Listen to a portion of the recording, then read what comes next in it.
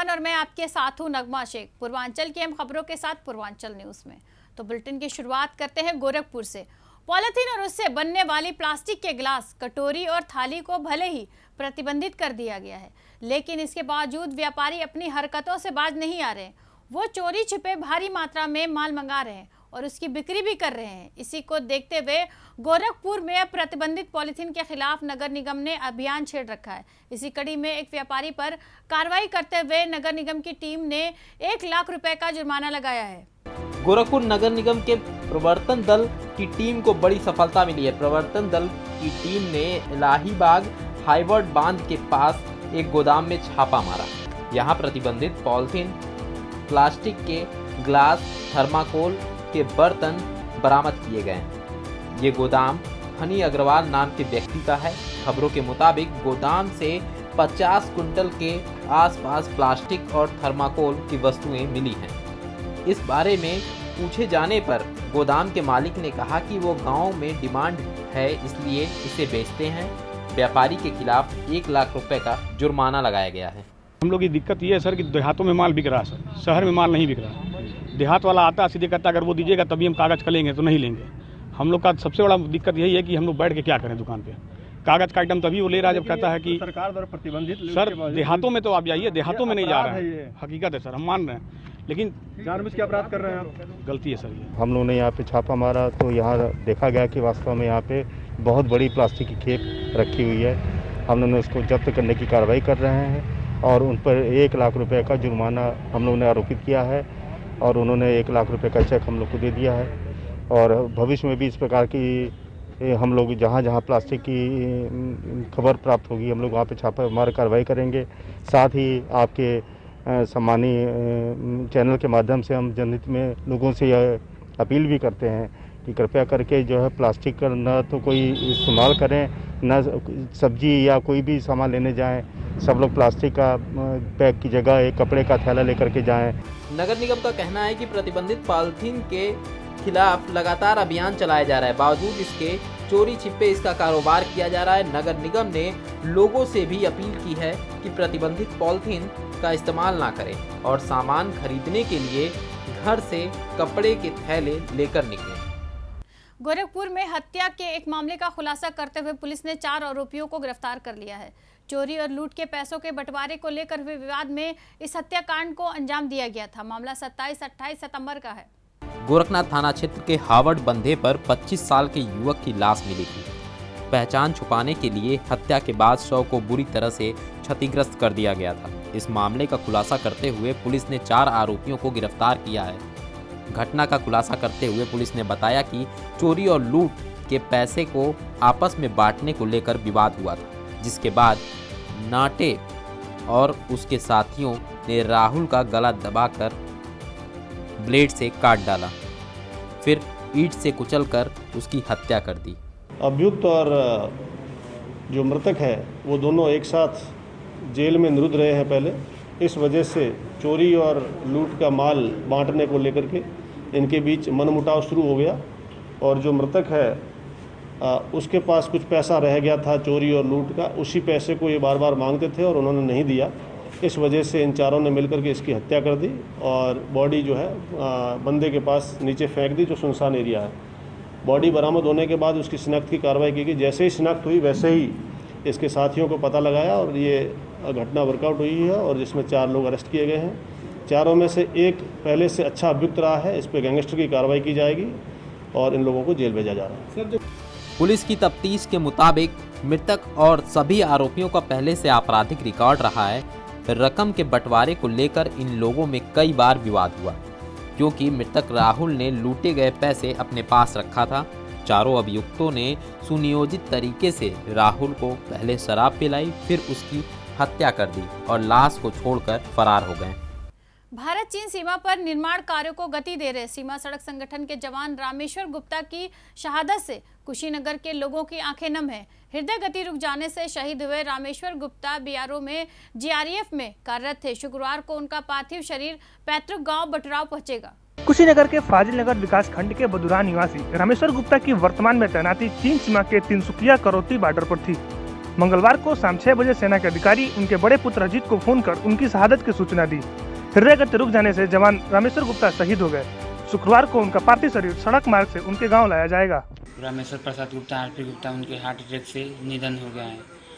तो उसके बाद से मैंने फिर से कॉल लगाया तो बोले हैं कि हाँ सच सही बात है, और बोले हैं कि सुबह 7:30 बजे की घटना ये बात है। चीन के बॉर्डर पर गए थे करौती, वहीं के वो जीआरएफ में थे तैनात ग्रेफ बोलते हैं BCC।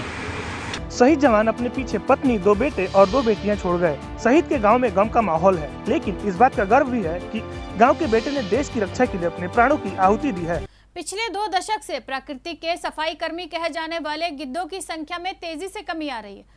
यूपी में भी गिद्ध विलुप्त हो गए हैं, पर अब इनकी संख्या को बढ़ाने के लिए यूपी सरकार ने कमर कस ली है। मुख्यमंत्री योगी आदित्यनाथ ने महाराजगंज में बनने वाले गिद्ध संरक्षण और प्रजनन केंद्र का वर्चुअल शिलान्यास किया। 15 साल के इस प्रोजेक्ट पर तकरीबन 15 करोड़ रुपए खर्च होंगे। प्रदेश का किंग वल्चर के संरक्षण का ये पहला केंद्र होगा। जटायु संरक्षण और प्रजनन केंद्र महाराजगंज के फरेंदा के भारी बैसी गांव में 5 एकड़ जमीन पर स्थापित किया जाएगा।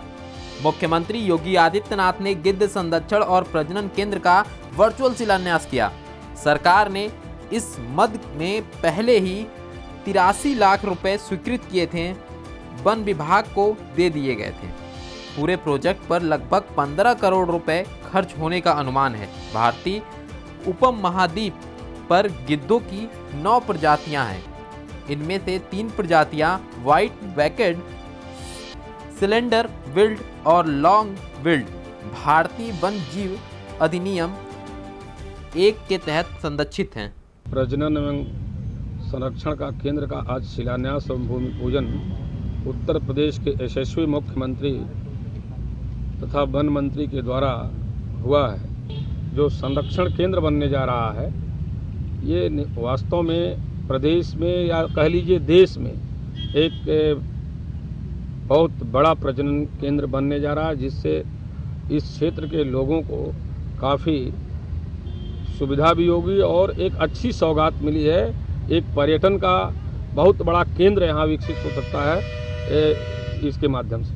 ये 15 साल का प्रोजेक्ट है और कंस्ट्रक्शन एक्टिविटीज़ 4 साल में कंप्लीट हो जाएंगी और 15 करोड़ का ये टोटल प्रोजेक्ट है और पहले साल 82 लाख और इसी तरह हर साल के लिए बजट फिक्स किया गया है। इसमें इस साल के लिए बजट हमें मिल गया है, इस साल से हम लोग काम स्टार्ट कर लेंगे और ये फर्स्ट रेड हेडेड वल्चर प्रजनन केंद्र होगा इंडिया का और यूपी का फर्स्ट वल्चर ब्रीडिंग सेंटर है। महाराजगंज के फरेंदा में बनने वाला ये केंद्र हरियाणा के पिंजौर में स्थापित देश के पहले जटायु संरक्षण और प्रजनन केंद्र की तर्ज पर विकसित किया जाएगा।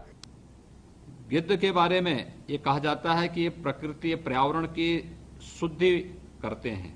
जैसे जल की शुद्धि के लिए डॉल्फिन का महत्व है, ऐसे ही थल के शुद्धि का जो सबसे बड़ा माध्यम है वह गिद्ध है।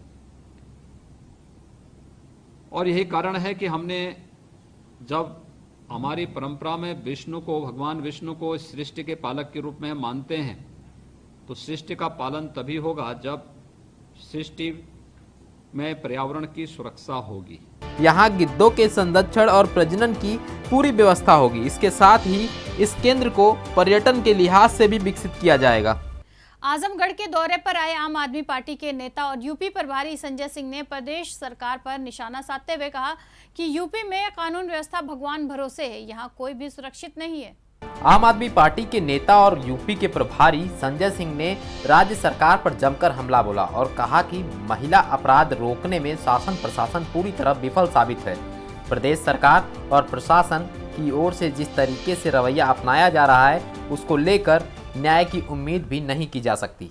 देखिए, ये वही लोग हैं जो बेटी बचाओ का नारा दे के आए थे। ये वही लोग हैं जो एंटी रोमियो स्क्वाड बनाने की बात करते थे।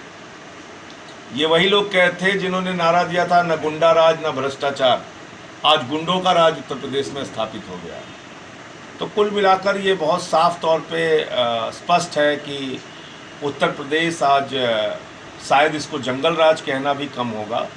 ये एक वहसी राज के रूप में तब्दील हो गया है, जहां बेटियां सुरक्षित नहीं, जहां आम आदमी सुरक्षित नहीं तो अब योगी जी को अपने पद से इस्तीफा दे देना चाहिए, उनको अपने पद पर बने रहने का हक। सरकार पर तंज कसते हुए संजय सिंह ने कहा कि ये सरकार हर मोर्चे पर फेल रही है।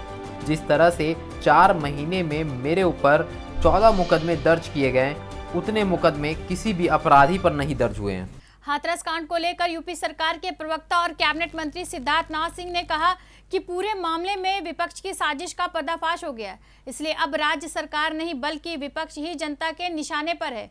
उन्होंने हाथरस की घटना को लेकर विपक्षी दलों पर यूपी में जाति और सांप्रदायिक दंगे भड़काने की कोशिश का भी आरोप लगाया। हालांकि सिद्धार्थनाथ सिंह ने यह भी कहा कि सरकार की सजगता के चलते विपक्ष के सभी साजिशें नाकाम हो गई हैं। उन्होंने कहा कि सरकार शुरू से ही इस मामले को लेकर संवेदनशील रही है और जांच के बाद दूध का दूध और पानी का पानी हो जाएगा। मेरे ख्याल से अब विपक्ष निशाने पे है और निशाने में कोई सरकार के नहीं है, वो देश के निशाने में है कि किस प्रकार से विपक्ष हाथरस के अंदर दंगे फैलाना चाहते थे, किस तरह से सांप्रदायिक माहौल बिगाड़ना चाहते थे, किस प्रकार से जाति के नाम पर राजनीति और अपनी रोटियां सेकना चाहते थे। जहां तक कि सवाल है, हमारी इन्वेस्टिगेशन चल रही है, उसके अंदर बहुत चीजें सामने आ रही हैं जिसके बारे में समय आने पे पूरा करके उसको दिया जाएगा, मगर इसलिए उसका थोड़ा एक्सटेंशन है, मगर इन्वेस्टिगेशन जो है दूध का दूध पानी का पानी करेगी। देवरिया जिले में विकास कार्यों के नाम पर भारी अनियमितता बरतते जाने का मामला संज्ञान में आया है।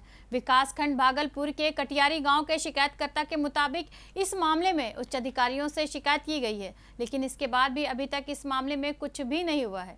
देवरिया जिले के विकास खंड भागलपुर के कटियारी गांव में विकास कार्यों के नाम पर भारी अनियमितता का आरोप प्रधान के ऊपर लगा है। इस मामले में शिकायतकर्ता का कहना है कि उसने शासन प्रशासन के उच्च अधिकारियों से इस मामले की जांच कराने की गुहार लगाई है।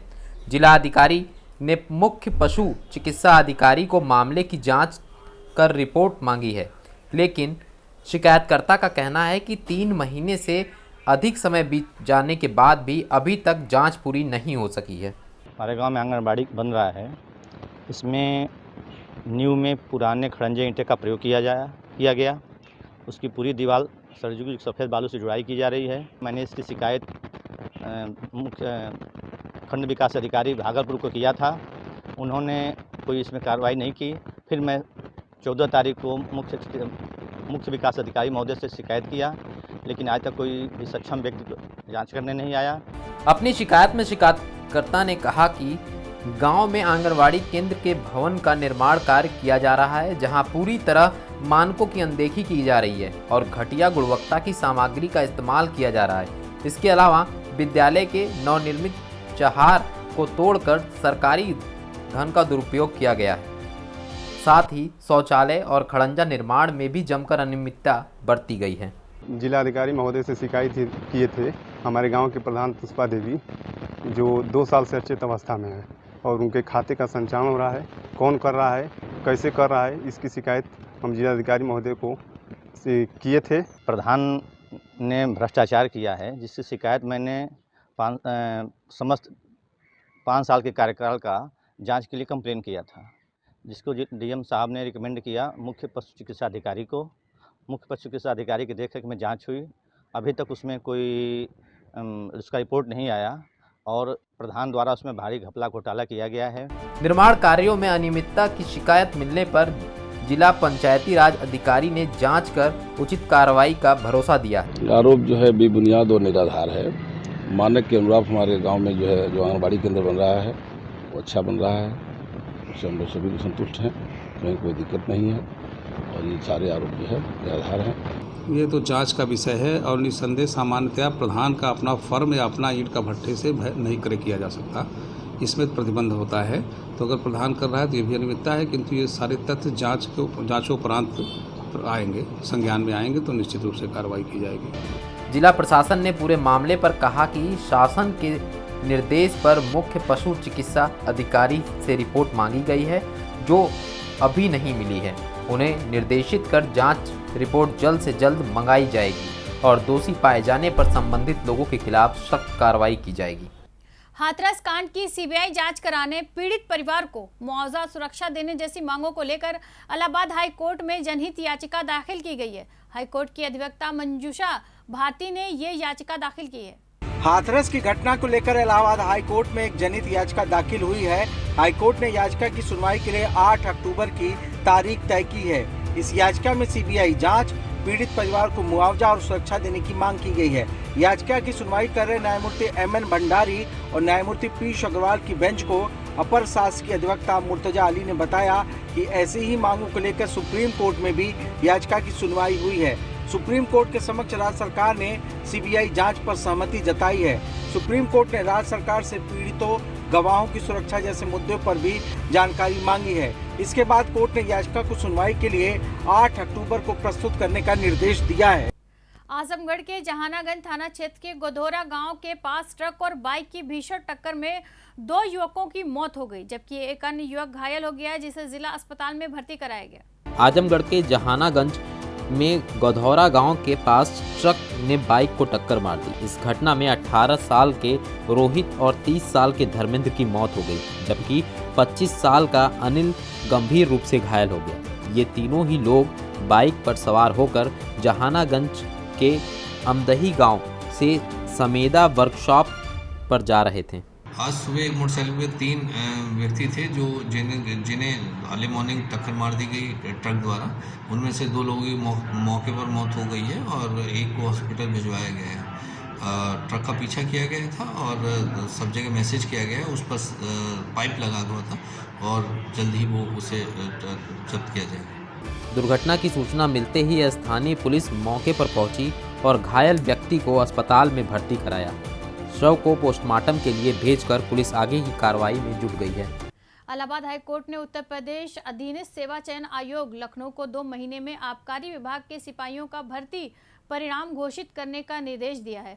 कोर्ट ने कहा कि पूरी हो चुकी विजिलेंस जांच में आयोग के खिलाफ कोई आरोप नहीं लगाए गए हैं। ऐसे में आपराधिक कार्रवाई विचाराधीन होने के कारण आयोग अनिश्चितकाल तक परीक्षा परिणाम रोक नहीं सकता। आपराधिक कार्रवाई पूरी होने में लंबा समय लगना स्वाभाविक है। साल 2016 में आबकारी विभाग के सिपाहियों की भर्ती में अनियमितता की जांच और आपराधिक कार्रवाई के चलते आयोग ने परिणाम घोषित करने में असमर्थता प्रकट की थी। हालांकि पहले आयोग ने हाईकोर्ट को बताया था कि अगस्त 2019 तक परिणाम घोषित कर दिया जाएगा। अब कोर्ट ने परिणाम घोषित करने के लिए आयोग को 2 महीने का समय दिया है। ये आदेश जस्टिस अश्विनी कुमार मिश्र ने आशुतोष दुबे और 8 अन्य की याचिका पर दिया है। अपनी दलील में आयोग का कहना था कि विजिलेंस की जांच पूरी हो चुकी है। परीक्षा को लेकर एफआईआर दर्ज कराई गई है, जिसमें आयोग के खिलाफ भी आरोप लगे हैं। 2 जगहों पर चार्जशीट दाखिल की गई है। आपराधिक केस कायम हुआ है। आयोग के खिलाफ जांच में पेश फाइनल रिपोर्ट ने अस्वीकार कर दिया और नए सिरे से विवेचना का निर्देश दिया है। ऐसे में परिणाम घोषित नहीं किया जा सकता। हालांकि हाईकोर्ट ने इस दलील को नहीं माना और परीक्षा परिणाम घोषित करने के लिए आयोग को 2 महीने का वक्त दिया है। गाजीपुर में आज संदिग्ध परिस्थितियों में एक महिला और उसके 2 मासूम बच्चे बुरी तरह झुलस गए। इस दर्दनाक घटना में मासूम बच्चों की मौत हो गई, जबकि गंभीर रूप से झुलसी महिला को इलाज के लिए वाराणसी भेजा गया। घटना जंगीपुर थाना क्षेत्र के तारनपुर गांव का है। गाजीपुर के जंगीपुर थाना क्षेत्र के तारनपुर गांव निवासी श्रवण पाल के 2 बच्चों 5 साल की दीपांजलि और 3 साल के दिव्यांशु की संदिग्ध परिस्थितियों में आग में झुलसने से मौत हो गई। वहीं हादसे में श्रवण की पत्नी संगीता आग में गंभीर रूप से झुलस गई। सुबह गांव के तीसरे थर्ड पर्सन ने हम लोगों को फ़ोन किया गांव पर कि आपके जो लड़की है वो जल गई है और 2 बच्चे एक्सपायर हो गए हैं। इनके घर का कोई आदमी जो है हम तक तो सूचना नहीं दिया। जब हम लोग मौके पर आए हैं तो पता चला कि वहाँ के जो लोग थे वो सोच रहे थे कि बच्चे को जो है दाह संस्कार कर दिया जाए, लेकिन हम लोगों ने उसको रोका लिया कि जब तक पोस्टमार्टम नहीं होगा, सही बातें नहीं आ जाएंगी, हम लोग उसको नहीं जाने देंगे। इसी के मामले में हम लोग यहाँ तहरीर दिए हैं। महिला का पति श्रवण पाल कोलकाता में ट्रक ड्राइवर है। घटना की सूचना मिलने पर पहुंची पुलिस मामले की जांच कर रही है। महिला को गंभीर हालत में इलाज के लिए वाराणसी रेफर किया गया है। आजमगढ़ में माफियाओं के खिलाफ पुलिस प्रशासन का शिकंजा कसना लगातार जारी है। इसी क्रम में बाहुबली मुख्तार अंसारी समेत 7 लोगों के खिलाफ गैंगस्टर एक्ट में पुलिस ने मुकदमा दर्ज किया है। मामला साल 2014 में हुई एक हत्या से जुड़ा है। आजमगढ़ में माफियाओं के खिलाफ पुलिस प्रशासन की सख्ती जारी है। पिछले दिनों प्रदेश में टॉप 10 माफिया में शामिल ध्रुव कुमार सिंह उर्फ किट्टू सिंह के खिलाफ 2 मुकदमे दर्ज किए गए थे और 1 लाख के इनामी कल्लू फौजी के घर को ढहा दिया गया था। तो वहीं अब मुख्तार अंसारी के खिलाफ नया मुकदमा दर्ज किया गया है। आजमगढ़ के तरवा थाना क्षेत्र में साल 2014 में एक हत्या हुई थी, जिसमें मुख्तार अंसारी समेत 7 लोगों के खिलाफ गैंगस्टर के तहत कार्रवाई की गई है। आज एक गैंगस्टर एक्ट का मुकदमा थाना तरवा में दर्ज हुआ है और उसमें मुख्तार अंसारी के खिलाफ दर्ज हुआ है और उसके अन्य 7 मेंबर्स के खिलाफ ये मुकदमा दर्ज किया गया है, जिसमें कुछ लोग हमारे थाना क्षेत्र के रहने वाले हैं, कुछ लोग मऊ के रहने वाले हैं। ये सभी हार्डकोर क्रिमिनल हैं और इनके खिलाफ मुकदमा दर्ज कर इनके खिलाफ कार्रवाई की जाएगी और जो इनकी प्रॉपर्टी है वो भी 14(1) में जब्त की जाएगी। साल 2014 में सड़क के ठेके को लेकर हुए विवाद के बाद राम इकबाल और पांचू पर गोली चलाई गई थी। इस घटना में राम इकबाल की मौत हो गई थी। पूर्वांचल न्यूज में आज बस इतना ही। कल फिर होगी आपसे मुलाकात। नमस्कार।